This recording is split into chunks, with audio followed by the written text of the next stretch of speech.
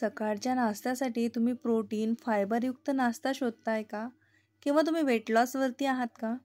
तुम्ही डायबेटिक पेशंटसुद्धा जरी असाल किंवा तुम्ही वेट लॉस जर्नीवर सुद्धा असाल तरी हा नाश्ता, ही रेसिपी तुम्ही नक्कीच ट्राय करू शकता. भरपूर अशा भाज्या घालून बनवलेला कमी तेलातला नाश्ता तुम्ही मुलांना टिफिनला सुद्धा देऊ शकता. किंवा तुम्हाला रात्री काहीतरी थोडंसं खायचं आहे, पण भाजी-पोळी नकोय, अशा वेळेससुद्धा तुम्ही हा नाश्ता जरूर ट्राय करू शकता. पोट भरेल पण मन भरणार नाही, एवढा चविष्ट आणि प्रोटीनयुक्त, फायबरयुक्त, हेल्दी जर म्हणाल तर अनगिनत त्याचे फायदे आहेत. कारण हा आपण नाश्ता मुगाच्या डाळीपासून बनवलेला आहे आणि मुगाच्या डाळीचे अनगिनत असे फायदे असतात. तर चला रेसिपीला सुरुवात करूया. तर इकडे मी मुगाची डाळ 3 तासासाठी भिजत घातली होती. तुम्ही जर सकाळी हा नाश्ता बनवत असाल तर रात्री मुगाची डाळ भिजत घालावी. अगदी इन्स्टंट बनतो बघा. आपण पाणी न घालता डाळ वाटून घेतली.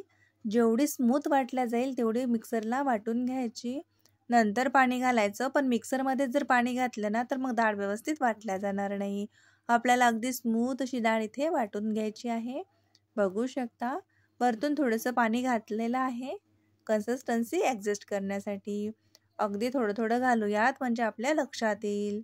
जास्त पाणी जर झालं तर नाश्ता व्यवस्थित बनणार नाही. आता तुम्हाला जर या नाश्त्यामध्ये अगदीच इनो, बेकिंग सोडा असं काहीच वापरायचं नाही आहे, तर तुम्ही हे रात्री बॅटर बनवून ठेवा. रात्रभरासाठी फर्मंट करा आणि दुसऱ्या दिवशी सकाळी नाश्ता बनवा. म्हणजे तुम्हाला याच्यामध्ये इनो वगैरे घालायची गरज पडणार नाही. पण आज आपण अगदी इन्स्टंट बनवतोय, तर म्हणून याच्यामध्ये मी घातलं आहे चवीनुसार मीठ, हिरवी मिरची, अद्रक, लसूणचा पेस्ट घातलेली आहे. आता नाश्ता जर मुलांसाठी बनवत असाल तर तिखटाचं प्रमाण बेताने करावं. मिक्स करून घेऊयात. अगदी थोडीशी आता आपण याच्यामध्ये हळद घालायची आहे. लाल तिखट वापरत नाही आहे, म्हणून आपण याच्यामध्ये चिली फ्लेक्ससुद्धा वापरू शकतो जर तुम्हाला थोडासा तिखट बनवायचा असेल तर. नाहीतर हिरवी मिरचीची पेस्ट घातली तरीही चालेल, आपण जशी आधी घातलेली आहे. जिरं घातलेलं आहे. मिक्स करून घेऊयात. आता जर तुम्हाला याच्यामध्ये काही मसाले घालायचे असले जसं धन्याची पूड, जिऱ्याची पूड तर तुम्ही घालू शकता. पण कमी मसाल्यामध्ये जर हा नाश्ता बनवला तर वेट लॉस जर्नीमध्ये सुद्धा तुम्ही हा ट्राय करू शकता. कारण आपण जेव्हा डाएटवर असतो तेव्हा जास्त मसाले खाणं योग्य नसते.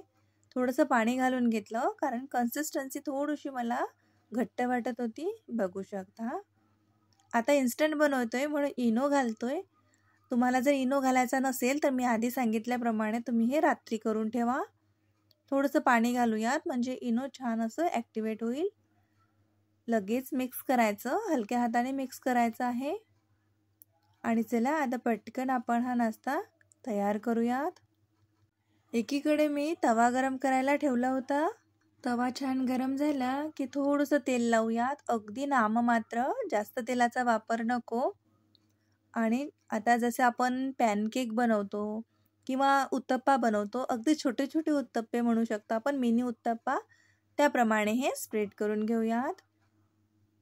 आता तुम्ही हा असाच भाजू शकता जर तुम्हाला याच्यावरती भाज्या नसतील घालायच्या तर. पण भाज्या जर छान अशा भरभरून घातल्या तर हा आणखीनच हेल्दी होईल आणि आपल्याला भाज्यांमधलं फायबर, विटॅमिन्ससुद्धा मिळतील. तर आपण याच्यावरती ना मिरची घातलेली आहे, टमाटर, कांदा, तुम्ही सिमला मिर्च घालू शकता, गाजर किसून घालू शकता, पत्तागोबी घालू शकता. इवन तुम्ही या बॅटरमध्ये अगदी बारीक चॉप करून पालकसुद्धा ॲड करू शकता. म्हणजे मुलं जर भाज्या खात नसतील तर या पद्धतीने तुम्ही ते त्यांना जरूर खाऊ घालू शकता.